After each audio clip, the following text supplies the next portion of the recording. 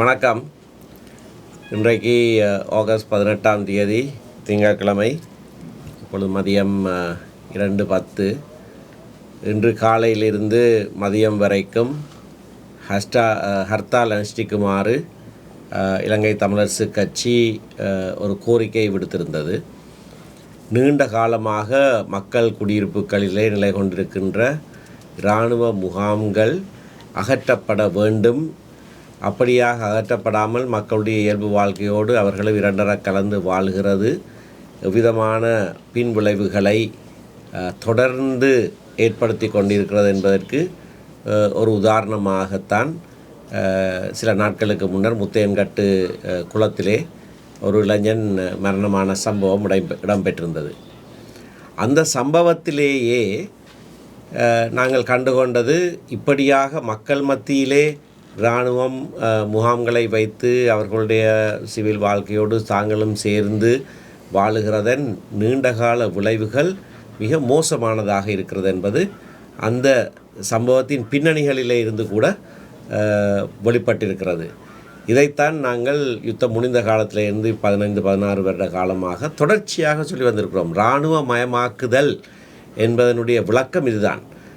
மக்களை இராணுவமயமாக்குகிற நடவடிக்கை நிறுத்தப்பட வேண்டும் என்கின்ற எங்களுடைய கோரிக்கை செவிசாய்க்கப்படவில்லை. பல அரசாங்கங்கள் வந்து போயிருக்கின்றன. இவ்வளவு காலமும் எங்களோடு எதிர்க்கட்சி வரிசையிலே அமர்ந்திருந்த ஜேவிபி கூட நாங்கள் இந்த கோரிக்கையெல்லாம் முன்வைக்கிற காலங்களிலே பாராளுமன்றத்திலே விசேடமாக எங்களோடு சேர்ந்து அவர்களும் இந்த கோரிக்கையை முன்வைத்தார்கள். மக்கள் மத்தியிலே இராணுவ முகாம்கள் இருக்கக்கூடாது, அது எடுக்கப்பட வேண்டும் என்பது திட்ட தெளிவாக அவர்களாகவே சொல்லி வந்த ஒரு விடயம். இப்பொழுது அவர்கள் ஆட்சிக்கு வந்து ஒரு வருடமாகிறது. இன்னமும் ஒரு இராணுவ முகாம் கூட அகற்றப்படவில்லை. மக்களுடைய தனியார் காணி எதுவும் ஒரு அங்குலம் கூட இன்னமும் விடுவிக்கப்படவில்லை. 2 வீதிகளை திறந்து வைத்தார்கள். ஒன்று ஒரு சிறிய துண்டு, அது பாராளுமன்ற தேர்தலுக்கு முதல் விடுவிக்கப்பட்டது என்று காட்டப்பட்டது. அடுத்தது பலாலி வீதி ஒரு பகுதி, அதிலே சுயமாக சுதந்திரமாக நடமாட முடியாது. வாகனத்தில் ஏறி அடுத்த பக்கம் மட்டும் போகணும், இடையில் நிறுத்தக்கூடாது. இந்த கட்டுப்பாடுகளோடு உள்ளூராட்சி தேர்தலுக்கு முன்னர் அது திறந்துவிடப்பட்டது.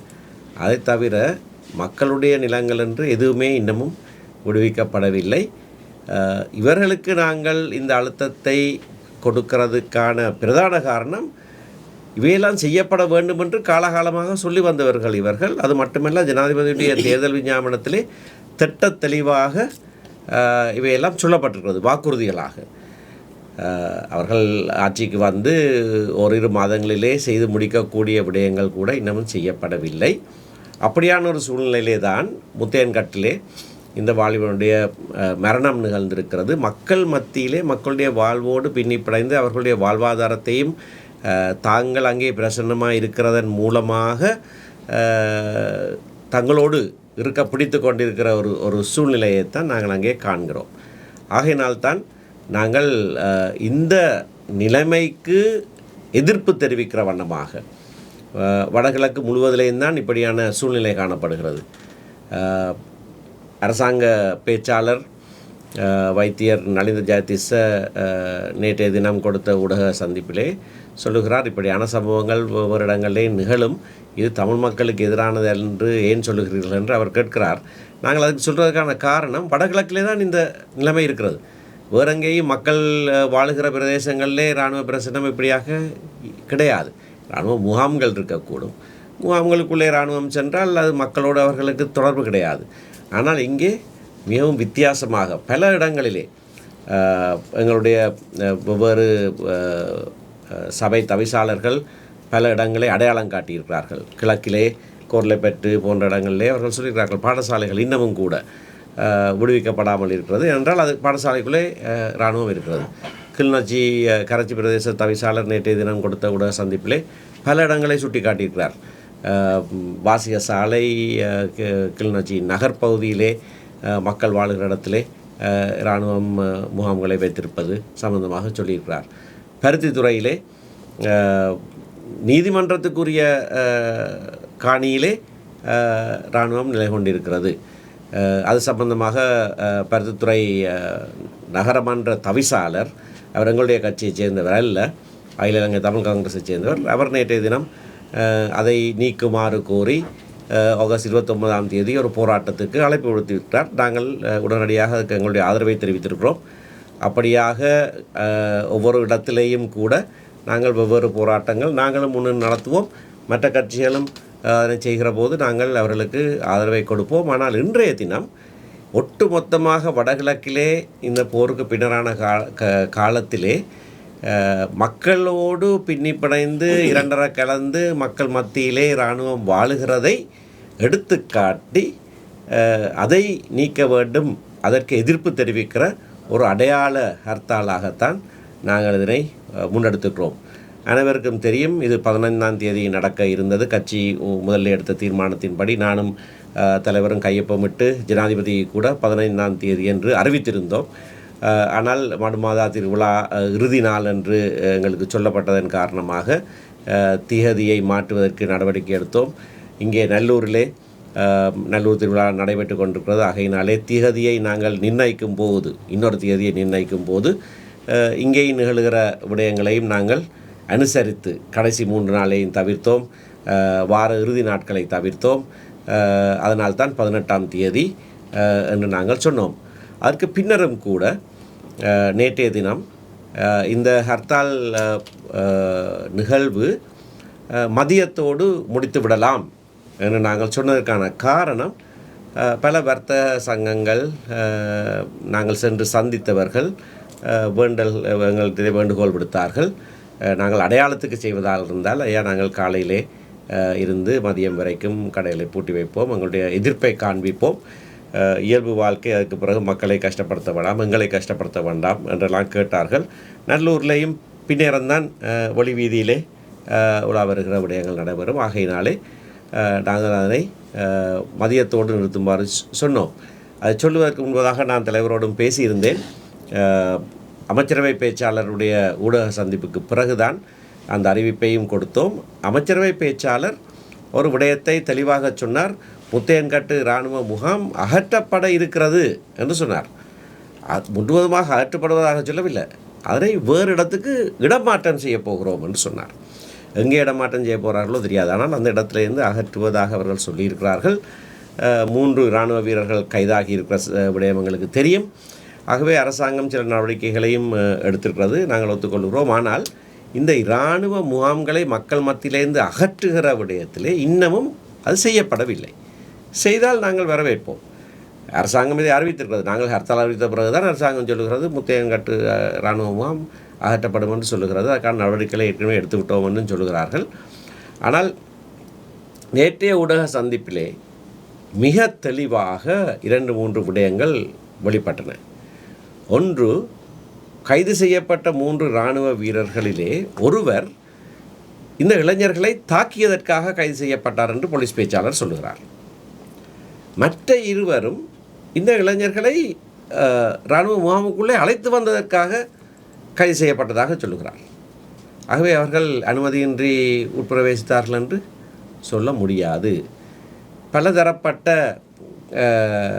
கணக்கு வழக்குகள் எல்லாம் மக்களோடு இவர்கள் வைத்து கொண்டிருக்கிறார்கள். இதைத்தான் நாங்கள் எதிர்க்கிறோம். இப்படியான இராணுவமயமாக்குதல் மிக மிக மோசமான பின்விளைவுகளை ஏற்படுத்துகிறது. இது ஒரு உதாரணம் மட்டும்தான். ஆகையினாலே இதனை செய்வதாக சொல்லியிருக்கிற அரசு, அந்த கட்சி இன்னமும் அதை செய்யவில்லை. அதை செய்ய வேண்டும் என்று இதனை முன்னெடுத்திருக்கிறோம். இன்றைய தினம் எங்களுடைய இந்த அழைப்பை முழுமையாக ஏற்று இதற்கு ஆதரவு நல்கிய அனைவருக்கும் நாங்கள் முதல்ல நன்றி செலுத்த வேண்டும். கடைகளை பூட்டி ஹர்த்தாலை அடையாளமாகத்தான் செய்யுமாறு நாங்கள் கேட்டிருந்தோம். அந்த அடையாளத்தை திட்ட தெளிவாக பல்வேறு மாவட்டங்களிலேயும் வடக்கு கிழக்கிலே வெளிப்படுத்தியிருக்கிறார்கள். முதலிலே இந்த நாங்கள் இலங்கை தமிழரசு கட்சி வடக்கு கிழக்கில் இருக்கிற சகல தேர்தல் மாவட்டங்களிலும் இருந்து மக்களால் பிரதிநிதிகள் தெரிவு செய்யப்பட்ட ஒரு கட்சி. இது யாழ்குடா நாட்டிலே மட்டும் இயங்குகிற கட்சி அல்ல. ஆகவே நாங்கள் எங்களுடைய மாவட்ட தலைவர்களோடும் கலந்து ஆலோசித்து கட்சியாக எடுத்த முடிவு இது. இதனை நாங்கள் அறிவித்த போது தமிழ் முற்போக்கு கூட்டணி, இலங்கை தொழிலாளர் காங்கிரஸ் ஆகிய கட்சிகள் வடக்கு கிழக்கு வெளியே இருந்தவர்களாக இருந்தாலும் உடனடியாக இந்த விடயத்தினுடைய முக்கியத்துவத்தை உணர்ந்து எங்களுக்கு தங்களுடைய ஆதரவை வெளிப்படையாக சொன்னார்கள். ஸ்ரீலங்கா முஸ்லீம் காங்கிரஸ் நீண்டதொரு அறிக்கையை வெளியிட்டு எங்களுக்கு தங்களுடைய ஆதரவை தெரிவித்திருக்கிறார்கள். தமிழீழ விடுதலை இயக்கம் நேற்றைய தினம், ஜனநாயக போராளிகள் கட்சி ஆகியவர்கள் தங்களுடைய ஆதரவை இந்த ஹர்த்தால் போராட்டத்துக்கு தெரிவித்திருக்கிறார்கள். அவர்களுக்கு எங்களுடைய நன்றிகளை நாங்கள் தெரிவித்துக் கொள்கிறோம். ஒரு கட்சி கூட இதற்கு எதிர்ப்பு தெரிவிக்கவில்லை. ஆனால் மௌனமாக இருந்த கட்சிகள் இருக்கின்றன. இன்றைய தினமும் சில இடங்களிலே ஒவ்வொரு கட்சிகளைச் சேர்ந்தவர்களுடைய கடைகள் மட்டும் திறந்திருந்ததாக நாங்கள் அவதானித்தோம். பெயர்களை சொல்லி இந்த விடயத்தை நான் கொச்சைப்படுத்த விரும்பவில்லை. ஆனால் ஒட்டுமொத்தமாக வடக்கு கிழக்கிலே இருக்கிற தமிழ் பேசுகிற மக்கள் உணர்வுபூர்வமாக இன்றைய தினம் ஹர்த்தாலை அனுஷ்டித்திருக்கிறார்கள். விசேடமாக முஸ்லீம் மக்களுக்கு நான் நன்றி சொல்ல வேண்டும். அம்பாறை மாவட்டத்திலே, மட்டக்களப்பு மாவட்டத்திலே, திருவோணமலை மாவட்டத்திலே, வவுனியாவிலே நான் நேரடியாக பார்த்தது முஸ்லீம் பஜார் அப்படியே முழுக்க மூடப்பட்டிருந்தது. மன்னாரிலே அவர்களுடைய கடைகள் முழுவதுமாக மூடப்பட்டிருந்தது. யாழ் நகரத்திலே கூட முஸ்லீம் கடைகள் கூடுதலாக இன்றைக்கு மூடப்பட்டிருந்தன. சில திறந்திருந்தன, ஆனால் பல கடைகள் மூடப்பட்டிருந்தன. ஆகவே வடகிழக்கிலே இராணுவ பிரசன்னம் எப்படியான ஒரு பாதிப்பை ஏற்படுத்துகிறது என்பதை அறிந்த தமிழ் பேசுகிற மக்கள் இந்த விடயத்திலே கரிசனையாக தங்களுடைய எதிர்ப்பை வெளிக்காட்டினதுக்காக அவர்களுக்கு நன்றி செலுத்துகிறோம். வவுனியா நகரத்தை பொறுத்த வரையிலே வவுனியா வர்த்தக சங்கம் இதற்கு தாங்கள் ஆதரவு இல்லை என்று அறிவித்தார்கள். பின்னர் அவர்களோடு எங்களுடைய வவுனியா நகரத்தைச் சேர்ந்த பாராளுமன்ற உறுப்பினர் வைத்தியர் சத்தியலிங்கம் புரிதொரு கூட்டத்தை நடத்திய பிறகும் கூட வணிகர் சங்க தலைவர் ஆதரவு இல்லை என்ற ஒரு அறிக்கையை வெளியிட்டிருந்தார். ஆனால் இன்றைய தினம் அவரே நின்று ஊடகத்துக்கு அறிவிக்கிறார், வவுனியாவிலே ஹர்த்தால் வெற்றி அளித்திருக்கிறது என்றவர் சொல்லுகிறார். என்னோடு முரண்பாடான சில கருத்துக்களை சொல்லியிருக்கிறார். ஆனால் கடைகள் தாங்களாகவே இயல்பாகவே பூட்டியிருக்கிறார்கள். எங்களுக்கு ஒருவரும் ஒன்றும் சொல்ல தேவையில்லை, நாங்களாகவே பூட்டியிருக்கிறோம், ஹர்த்தால் வெற்றி என்று அவரே அறிவிக்கிறார். ஆகவே அந்த ஒப்புதல் வாக்குமூலத்துக்கு அவருக்கும் நன்றி தெரிவிக்கிற அதே வேளையிலே யாழ்ப்பாண நகரத்திலே மட்டும்தான் நிலைமை வித்தியாசமானதாக இருந்திருக்கிறது. மூலை முடுக்கெல்லாம் தமிழ் மக்கள், தமிழ் பேசுகிற மக்கள் வாழுகிற கிராமப்புறங்களிலெல்லாம் மக்கள் உணர்வுபூர்வமாக கடைகளை மூடி தங்களுடைய எதிர்ப்பை தெரிவிக்கிற அதே வேளையிலே மிகப்பெரிய நகரமாக தமிழ் மக்களுடைய கலாச்சார அடையாளமாக திகழ்கிற யாழ் நகரிலே அதுக்கு மாறான ஒரு செயற்பாடு இன்றைக்கு நடந்திருக்கிறது. நாங்கள் அதனை ஒத்துக்கொள்ளுகிறோம். கவலைக்குரிய விடயம், சற்று வெட்கமாகவும் இருக்கிறது. ஆனால் அப்படியாக நடந்திருக்கிறது. அதுக்கான காரணங்களை நாங்கள் பிறகு ஆராய்வோம். குறிப்பாக இந்த வடக்கு கிழக்குலேருந்து மக்கள் குடியிருப்புகள்லேருந்து இராணுவத்தை வெளியேற்ற செயற்திட்டத்துக்கு இன்றையான கட்டாள மாதிரி நீங்கள் வேறு ஏதாவது செயற்திட்டத்தை முன்னெடுக்க இருக்கிறீங்களா? இன்றையான ஒரு எதிர்ப்பு நடவடிக்கையை காட்டியிருக்கிறீங்க மக்களை அணிதிரட்டி. அதே மாதிரி வேறு ஏதாவது செயற்பாடு நீங்கள் முன்னெடுக்க விரும்புகிறீங்க? இன்றைக்கு செய்தது ஒரு அடையாள நிகழ்வு. அதாவது இந்த விடயத்துக்கு குறித்து கவன ஈர்ப்பு, தெற்கிலே இது சம்பந்தமாக நிறைய கவனம் ஈர்க்கப்பட்டிருக்கிறது. நீங்கள் பார்த்துருப்பீர்கள், தென்னிலங்கையிலே சிங்கள ஊடகங்கள், ஆங்கில ஊடகங்கள் எல்லாம் இதை குறித்து நீண்ட வியாக்கியானங்கள் செய்து கொண்டிருக்கிறார்கள். எனக்கு நிறைய பேர் தொலைபேசி அழைப்பெடுக்கிறார்கள். ஆகவே இந்த விடயம் முன்னாலே கொண்டு வரப்பட்டிருக்கிறது. இனி ஒவ்வொரு இடத்திலேயும் நாங்கள் நிச்சயமாக அந்தந்த இராணுவ முகாம்களை சுட்டி காட்டி போராட்டங்களை நடத்துவோம். அதற்கு ஆகஸ்ட் 29ஆம் தேதி பருத்தித்துறையிலே அகில இலங்கை தமிழ் காங்கிரஸ் முதல்ல ஒரு போராட்டத்தை அறிவித்திருக்கிறார்கள். நல்ல விடயம். அவர்களோடு சேர்ந்து நாங்கள் அந்த போராட்டத்தை முன்னெடுப்போம். அதே போல் மற்ற இடங்கள்லையும் எங்களுடைய தவிசாளர்கள் இருக்கிற இடங்களில் நாங்கள் அதனை முன்னின்று நடத்துவோம். குறிப்பாக இந்த மன்னாரில் இந்த காற்றாலை விஷயம் தொடர்பில் அண்மையில் ஜனாதிபதியை சந்தித்து சில முடிவுகள் எட்டப்பட்டிருக்குது. அதே மாதிரி நீங்கள் இது தொடர்பில் கட்சி ரீதியாக போய் ஜனாதிபதி மட்டத்தில் ஏதாவது பேச்சுவார்த்தை நடத்துறது? ஜனாதிபதி பேசுவார். நான் ஏற்கனவே சொல்லப்பட்டிருக்க உங்களுக்கு தெரியும். 3 நாட்களுக்கு முதல் ஜனாதிபதி என்னோடு பேசினார். நாங்கள் 3 பேரை கைது செய்து விட்டோம், அந்த இராணுவ முகாமை நாங்கள் மூடுகிறோம், எதற்கு ஹர்த்தால் என்று என்னோடு பேசினார். நல்ல விடயம், நீங்கள் அதனை செய்யுங்கள். ஆனால் இந்த விடயத்தினுடைய கோரத்தன்மையை, இது எவ்வளவு ஒரு முக்கியமான ஒரு விடயம் என்பதை வெளிக்கொண்டு வருவதற்காக நாங்கள் அடையாளமாக செய்கிறோம் என்று தான் நான் அவருக்கு சொல்லியிருந்தேன். ஆகையினாலே அவர்களோடு தொடர்ந்து நாங்கள் பேசுவோம், பல இடங்களை நாங்கள் சுட்டி காட்டுவோம். நான் ஏற்கனவே சொல்லியிருக்கிறேன், கிளிநொச்சியிலே பிரதான வீதியோடு இருக்கிற வாசிய சாலையிலே இராணுவம் குடிகொண்டிருக்கிறது. எத்தனையோ வருடங்களுக்கு முன்னர் திரு சம்பந்தனோடு நாங்கள் எல்லாம் சென்று அந்த இடத்தை பார்வையிட்டு அவர்கள் அதை இடம் மாற்றுவதாக எல்லாம் சொல்லி இன்னமும் நடக்கவில்லை. பாடசாலை விளையாட்டு மைதானங்கள் இராணுவத்தினாலே ஆக்கிரமிக்கப்பட்டிருக்கிறது. அப்படியான விடயங்கள் இருக்கிறது. ஆகவே அவற்றை நாங்கள் முன்னிலைப்படுத்தி ஜனாதிபதிக்கு அறிவிப்போம். அது அகற்றப்படாத விடத்து அங்கே நாங்கள் மக்கள் போராட்டங்களை நாங்களே நடத்துவோம். கர்த்தால் தொடர்பில் வந்து தங்களுடன் கலந்தாலோசிக்கிறேன், தொழிற்சங்கங்களோ அல்லது சிவில் சமூகங்களோ இல்லை பல்கலைக்கழக மாணவர் ஒன்றியம் போன்ற அந்த பொது அமைப்புகளோட கலந்துரையாடலை இல்லை கட்சிகளுடன் கலந்துரையாடாமல் தன்னிச்சையாக அறிவித்தபடியாக தான் அதுக்கு தாங்கள் ஆதரவு கொடுக்கல என்ற விஷயமும், மற்றது இப்போ தாங்கள் ஆதரவு இல்லை அல்லது இது என்றால் இராணுவமயமாக்கலை வந்து ஏற்றுக்கொள்கின்ற ஒரு மனப்பாங்கு வந்துடும் என்ற ஒரு காரணத்துக்காக தான் மௌனம் காத்ததாக வந்து ஒரு கருத்து இருக்குது. இப்போ இதை நீங்கள் எப்படி பாருங்கள்? கலந்து பேசி ஒரு மரணம் நிகழ்ந்திருக்கிறது. மரணம் ஒன்று நிகழ்ந்தவுடனே அதை நாங்கள் குறிவைத்து அது எதனாலே நிகழ்ந்தது, இந்த இராணுவமயமாக்கலினாலே ஏற்பட்ட ஒரு விளைவு என்பது அதை சுட்டி காட்டுகிற ஒரு விடயம், உடனடியாக செய்யப்பட வேண்டிய ஒரு விஷயம். எங்களுடைய கட்சிக்கு நான் ஏற்கனவே சொன்னதைப் போல வடக்கு கிழக்கிலே சகல மாவட்டங்களில் இருந்தும் பிரதிநிதித்துவம் இருக்கிறது. ஆகையினாலே நாங்கள் கட்சியிலே பேசி தான் முடிவெடுத்தோம். கட்சி உயர்மட்ட குழுவிலே நாங்கள் பேசி ஒரு முடிவெடுத்து அறிவித்தோம். அதிலே 15ஆம் தேதியை மாற்றும்படியாக ஒரு எம்பி எங்களிடத்தில் கழகத்தில் கேட்டிருந்தார். பிறகு நாங்கள் அதனை மாற்றினோம். ஆகவே கட்சிக்குள்ளே நாங்கள் கலந்து ஆலோசித்து எடுத்த முடிவு அனைவரையும் விசாரித்து செய்வதா இல்லையா என்று கேட்டு காலத்தை இழுத்தடிக்க வேண்டிய தேவை இருக்கவில்லை.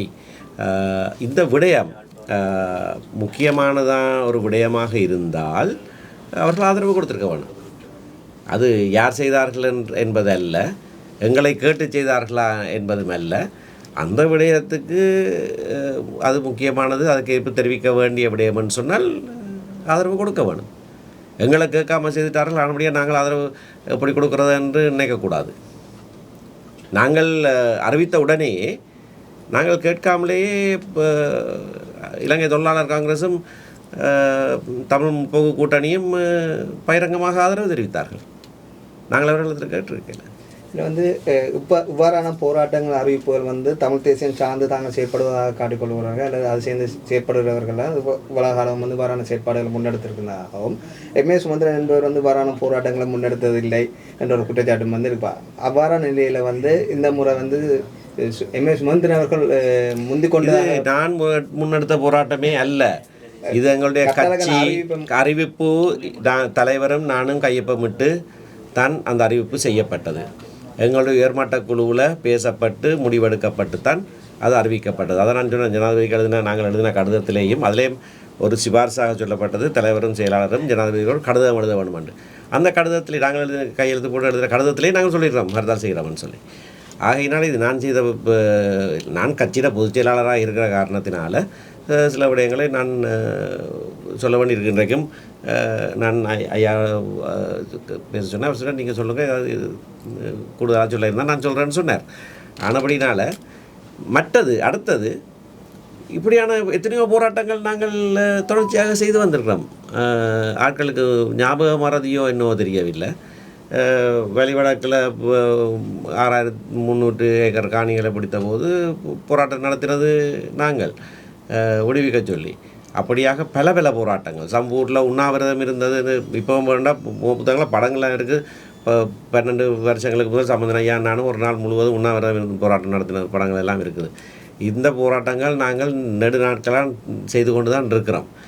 இது மட்டுமில்லை, இது P2P யார் நடத்தினது?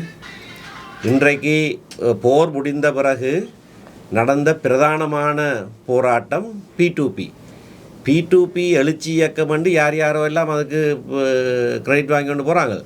ஆனால் இப்போ சிவாஜிலிங்கத்திட்ட போய் கேட்டு பாருங்க, அவர் கூட சந்திப்பு வச்சு சொன்னவர், பொத்துவில்ல சாணக்கியனும் சுமந்திரனும் இருந்திருக்காவிட்டால் அதை விட்டு ஒரு அங்குலம் கூட அது நகர்ந்திருக்காதுண்டு.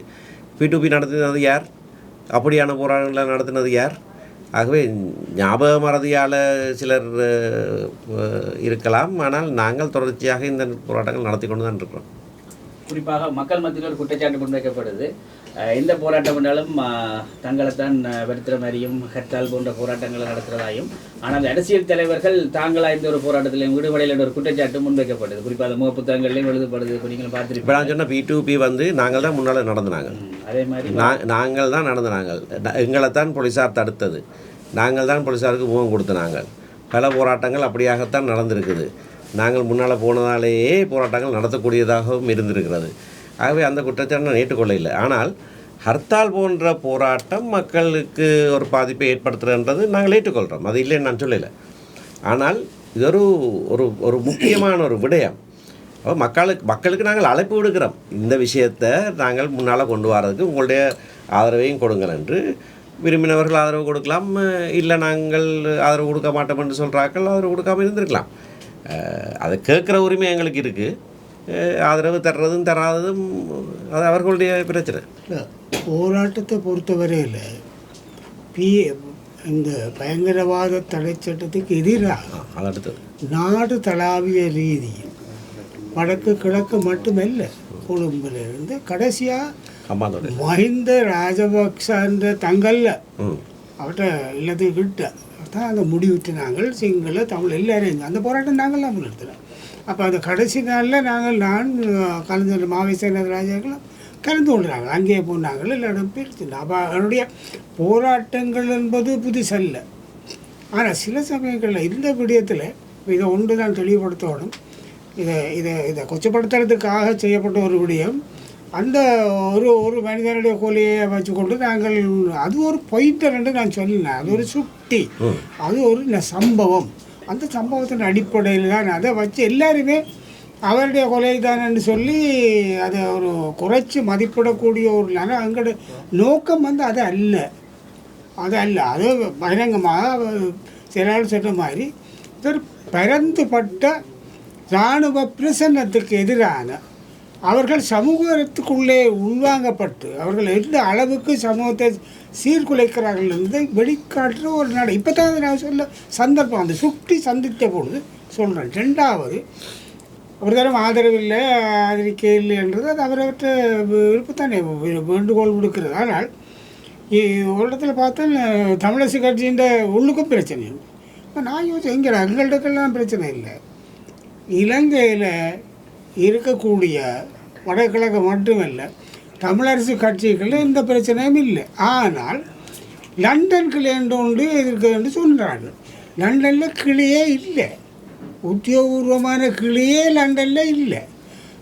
யாப்பின்படி கூட நாட்டுக்கு வெளியில் கிளை உத்தியோகமாக வச்சிருக்கே இல்லாது.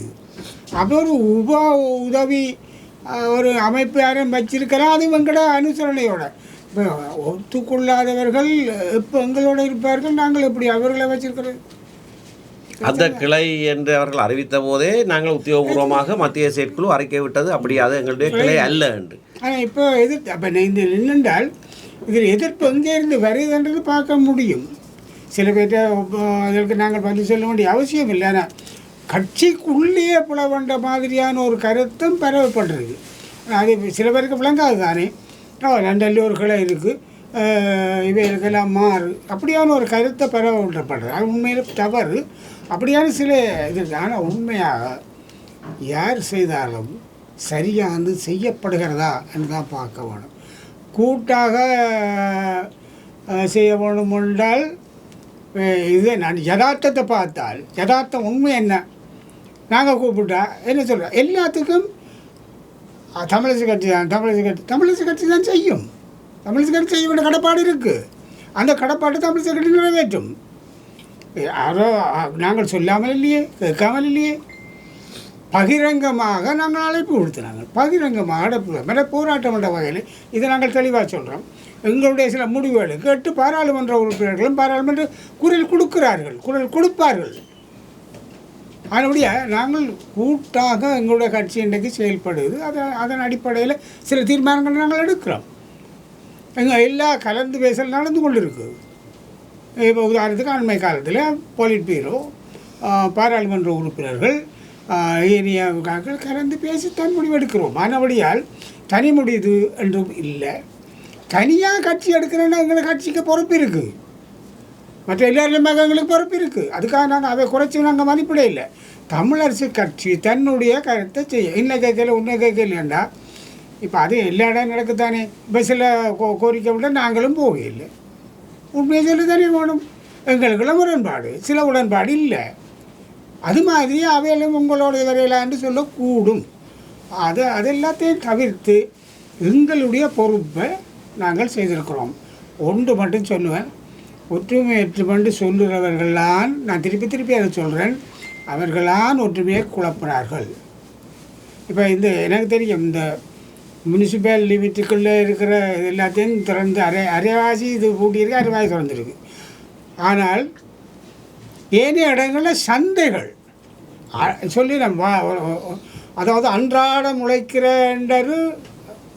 சந்தை வியாபாரிகள்லாம் எங்கே இருக்க நீங்கள் பாரு, எல்லா சந்தையிலும் சாவச்சேரி சந்தை இருக்கா, சுண்ணாம்பு சந்தை இருக்கா, மருதாவளம் சந்தை இருக்கா, சந்தைகள் பூட்டப்பட்டு தானே இருக்குது, ஆதரவு தானே இருக்குது. அப்போ ஆதரவு இல்லைன்னு இல்லை. யாழ்ப்பாண நகரத்தில் அந்த யாழ்ப்பாண பிரதேசம் ஒரு கடும் அரசியல் பிரதேசம் இந்த நாட்டில். அது பேர் போன பிரதேசமாக வந்துட்டுது. ஆனால் அது குறைவு தான், அதை நான் ஏற்றுக்கொள்கிறோம். ஆதரவு குறைவு தான். ஏன்னா அந்த கருத்து ஒரு அடைஞ்ச பலமாக இருக்குது. ஆனால் ஏனைய இடங்களில் அது இல்லை. அதனுடைய நீங்கள் கேட்குற கேள்வி அல்லது கேட்குறது வெற்றியா தோல்வியா, வெற்றிய தோல்வியை நாடி ஒரு விடயங்கள் நாங்கள் தீர்மானிப்பது இல்லை. இது செயல்படுத்த வேண்டும் என்பது. ஆனால் ஒரு வகையில் சில முன்னேற்றங்கள் ஏற்படுத்தப்பட்டிருக்கு.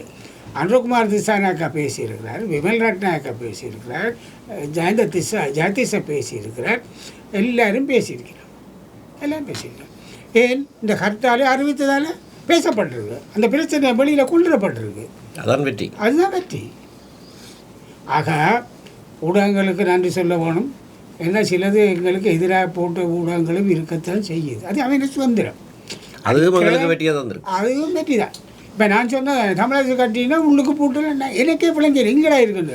அப்போயும் தான் பார்த்தா லண்டனில் கிளை இருக்குது. லண்டனில் கிளையாக இல்லை, ஆனால் ஊடகத்துக்கு பிள்ளை இல்லை. ஏன்னா ஊடகக்காரருக்கு தெரியாது லண்டனில் கிளை இல்லை. அவை அங்கே இருக்கிறவே தாங்கள் கிளை என்று சொல்லிக்கொண்டு இல்லையே ஊடகமும் போடுது. அப்படி ஒன்றுமே கிடையாது. கட்சிக்குள்ள முரண்பாடும் கிடையாது. மற்றது நான் ஏற்கனவே சொன்ன மௌனம் சம்மதம், எல்லாரும் சம்மதத்தில் நின்றவன் ஒரு தரம் மறுத்து விடையில்லை. என்னது காரணம் எல்லாரும் சொன்ன மாதிரி இது தேவை. இதை பற்றியான தொடர் நடவடிக்கை எடுக்கப்படும், தொடரப்படும். குறிப்பாக எங்களுடைய 8 பாராளுமன்ற உறுப்பினர்களும் குரல் கொடுப்பார்கள், பேசுவார்கள். ஆகவே இது டீமிலிட்டரைசேஷன் என்ற ஒரு ப்ரோசஸினுடைய ஒரு பகுதி. இது இராணுவ பிரசன்னத்துக்கு எதிரான செயல்பாட்டினுடைய ஒரு அம்சம்தான் இன்றைய ஹர்த்தால். இன்னும் ஒன்று மட்டும் சொல்லி பிடிக்கிறேன். நான் ஹர்த்தாலுக்கு நான் என்னை பொறுத்தவரையில் இயக்க காலத்திலேயே ஹர்த்தாலுக்கு உடன்படாதான் நான். அது ஆனால் இதுக்கு ஏன் இந்த ஹர்த்தால் வடகிழக்கு இணைஞ்சு எல்லா மாவட்டத்திலையும் ஒரு சேர செய்யக்கூடிய ஒரு நிகழ்வாக இருந்தால் அது ஒரு ஹர்த்தாலாகத்தான் இருக்க முடியும். தனித்தனியாக செய்ய முடியாது. அதை தமிழரசு கட்சி மட்டும்தான் செய்யலாம். அதனுடைய தான் செய்கிறாங்க. அதனுடையால் உண்மையாக பல கட்சிகள் ஆதரவு தெரிவித்து அவையெல்லாம் பொதுச்செயலாளர் சொன்ன மாதிரி நாங்கள் நன்றியாக இருக்கணும். அவர்கள் உடன்பட்டு நாங்கள் ஓடி போய் சொல்லலை. ஆனால் உறவுக்கு போகிறோம். இப்போ மன்னாரிக்கையில் நான் போனான், அவரோட போராட்டத்துக்கு ஆதரவு போனான். நாங்கள் உடன்படுவோம். இப்போ சில பேருக்கு நாங்கள் போகிறதே விருப்பம் இல்லை. அது உங்களுக்கும் தெரியும், மக்களுக்கும் தெரியும். அப்போ நாங்கள் என்ன செய்வோம்? ஒன்றில் ஆதரவாக இருப்போம், இல்லை மௌனமாக இருப்போம். ஆனால் நாங்கள் போராட்டங்களுக்கு ஒரு காலம் மறுத்தலுக்கு அதாக இருக்கோம், மறுத்து நிற்கல. இப்போ மன்னாரில் இருக்கிற போராட்டத்துக்கு நான் போய் சொல்லிப்பட்டு வந்தேன். எங்களுடைய ஆதரவும் தமிழரசு கட்சியில் முழு ஆதரவும் உங்களுக்கு உண்டு என்று சொல்லிப்பட்டு வந்தேன் கட்சி சார்பில். அப்புறம் அப்படி நாங்கள் எங்களுக்கு ஆளை பிடிக்கல, நான் சொல்லலைன்ட்டு நான் சொல்லலை போனேன். போயிட்டு நான் பொது செயலாளரும் சொல்லி நான் போகிறேன்னு சொல்லி தான் போனேன். நான் தனியாக போகல. எங்கள்கிட்ட கலந்து பேச சில பேருக்கு தெரியும். நான் சுதந்திரம் தனியாக டிசிஷன் எடுக்க, சிவஞானம் தெரியும், 2 பேரும் சேர்ந்து எடுக்கிறாங்களே. அப்படி இல்லை. நாங்கள் கலந்து பேசி முடிவெடுத்து பேசுகிறோம். எல்லாருக்கும் ஷேர் பண்ணுறோம். பொலிட்பீரோவில் போடுறோம், பார்லிமெண்ட்டில் ஷேர் பண்ணுறோம். அதனுடைய இந்த முடிவு நல்ல விஷயம். அது எல்லோரும் சொல்லினோம். எடுத்தாக்கள் புள்ளி என்று சொல்கிறவையும் இருக்கணும். தமிழரசு கட்சி தானே எடுத்தது. இது கட்சி எடுத்த முடிவு. கட்சி எடுத்ததில் சில பிள்ளைகள் இருக்குது, அதை நான் ஒத்துக்கொள்கிறேன். சில இடங்களில் சேர்த்துருக்கலாம் விடலாம்ன்றது வேறு விஷயம். ஆனால் நல்ல விஷயம் யார் செய்தாலும் அது வரவேற்க வேணும். நாங்கள் வரவேற்போம். இனிமேலும் யார் செய்தால் வரவேற்போம். மற்றது ஊடகங்களுக்கும் தெளிவாக நன்றி சொல்லிச்சு. 2 ஊடகம் வெட்டினது தான், அது வேறு.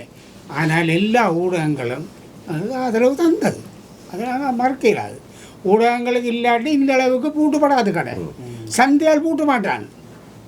எனக்கு அன்றைக்கு ஒரு ஐயோ வகுத்தில் அடிக்கிற பெரிய அடைக்க வகுத்தில் அடிக்க சின்ன கடையில் அவன் ஒன்று அன்றாடம் பிழைக்கிற கடைக்காரன் மரக்கறி விடைக்காரனுக்கு தான் பாதிப்பு. அவன் நிற்கிறான், அவன் பூட்டிப்படான்.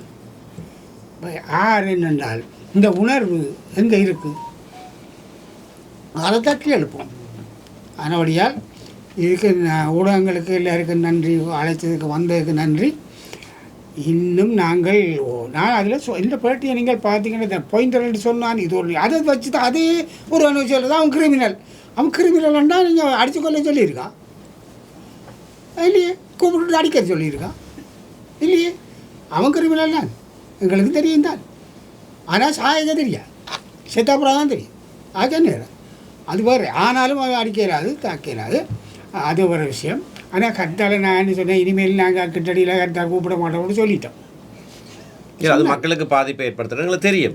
இது ஒரு உச்சகட்டத்தில் செய்யப்பட்டது. இதை தொடர் போராட்டங்கள் வித்தியாசமான முறையில் செய்வோம். நீங்கள் கேட்ட மாதிரி நாங்கள் முன்னின்று செய்வோம். ஐயா பயங்கரவாத தடுப்பு சட்ட போராட்டத்தை பற்றி சொன்னார். 25 மாவட்டங்களுக்கும் தொடர்ச்சியாக பயணிச்சவங்க நாங்கள். சரியா, நானும் சாணக்கியன் எம்பியும் எல்லா மாவட்டத்துக்கும் போனாங்கள். வீதியாக நாங்கள்லாம் முன்னுக்கு நின்று நாங்கள்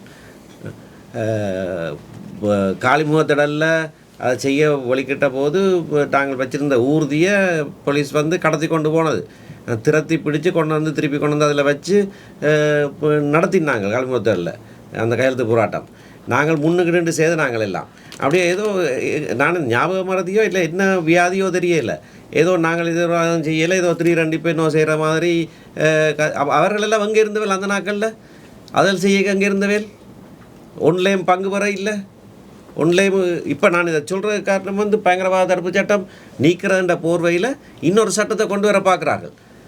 அந்த 25 மாவட்டங்களுக்கு நாங்கள் போன போது எல்லா மாவட்டத்திலையும் ஜேவிபியுடைய பிரதான உறுப்பினர் எங்களோடு நின்று இந்த சட்டம் முற்றாக நீக்கப்பட வேணும், இதுக்கு மாற்றீடாக ஒரு சட்டம் கொண்டு வரப்படக்கூடாது என்று தெளிவாக சொன்னவர்கள். அவர்கள் இப்போ மாற்றீடாக இன்னொரு சட்டத்தை கொண்டு வர பார்க்குறார்கள். நாங்கள் இதுக்கு எதிராக நாங்கள் போராடுவோம். நாங்கள் இதுக்கு பின்னிக்க போகிறது இல்லை. அது இந்த அரசாங்கம் கொடுத்த வாக்குறுதியை மீறினால் நாங்கள் அதுக்காக செய்வோம். ஆனால் இந்த அரசாங்கம் இணைந்து ஏதாவது ஒரு நல்ல விஷயத்தை செய்கிறதா இருந்தால் நாங்கள் அதுக்கு ஆதரவு கொடுப்போம். இன்னும் ஒன்று, அதை சொல்ல இல்லை, இதை சொல்ல இல்லை, அது இருக்குது, இது இருக்குது, இதை சொல்ல இல்லையாண்டா உங்களுக்கு தெரியும். இந்த இல்லை ஒரு அரசியலோ ரீதியாகவோ நிர்வாகம் ஒரு ஃபோக்கஸ் அண்ட் ஒன்றில் இருக்க வேணும். இப்போ நாங்கள் டீமிலிட்டரைசேஷன் தான் எங்களுடைய ஃபோக்கஸ். அந்த முடியத்தான் இன்றைக்கு முக்கியத்துவம் கொடுத்து நாங்கள் இதாக இப்போது அவரை காணாமல் அந்த சில விடயங்கள் இருக்குத்தான். ஆனால் அது எல்லாத்தையும் செய்தால் கும்பலில் கோவிந்தாவாக முடிஞ்சுக்குவோம். அதுக்காகத்தான் இந்த இராணுவ பிரசன்னத்துக்கு எதிரான ஒரு நிலைப்பாட்டை ஃபோக்கஸ் பண்ணுறதுக்காக அது வெற்றி அளிச்சிருக்கு. அரசாங்கத்தில் ஃபோக்கஸ் பண்ணப்பட்டிருக்கு. அது சாதனை அது காணுமென்று தான் நான் நினைக்கிறேன். எல்லோரும் கலந்து கொண்டதுக்கு நன்றி. நேற்றைய தினம் டிடிஎன்ஏ வந்து இந்த ஹர்த்தால் தொடர்பான நிலைப்பாட்டை ஆராய்வதற்காக கூடி முடிவு எட்டப்படாத நிலையில் வந்து டிலோவும் ஜனநாயக போராளிகள் கட்சியும் வந்து ஆதரிக்கிறதுக்கு ஒரு முடிவு எடுத்திருக்கிறேன். இது வந்து புதிய ஒரு அரசியல் கூட்டுக்கான கதவை திறக்குமா? இல்லை, கதவை முன்னில் பூட்டவும் இல்லை, கதவு பூட்ட இல்லை, கதவு திறந்தான் இருக்குது. நான் அதுக்காக தான் இந்த மாதிரி நிறைய போனேன். கதவுல திறக்கிறவங்களுக்கு தெரியும் தானே எப்படி திறக்கிற எப்படி பூட்டுறது. அது சரி, ஒன்றும் பிரச்சனையும் இல்லை. ஜனநாயக போராளிகள் எல்லாம் இருக்குது. எங்கட கதவு திறந்தே இருக்கு, எங்கட கதவு திறந்தபடியாக தான் இருக்குன்னு நெடுக சொல்லிடுறோம். பூட்ட இல்லையா? இல்லை, நாங்கள் ஒரு நாள் வெந்த நான் திறக்கிறேன், பூட்ட இல்லை, கதவு திறந்துருக்கு. ஒரு இல்லை அவையிலே தீர்மானிப்பார். உள்ளே வாரதுக்கும் சுயாதீனம் இருக்குது, வெளியில் போகிறதுக்கும் சுயாதீனம் இருக்குது. கதவு திறந்து தான் இருக்குது. இந்த மஹிந்த ராஜபக்ச சொன்ன மாதிரி சலூன் கதவு மாதிரி தான் எங்கட கட்சி கதவு.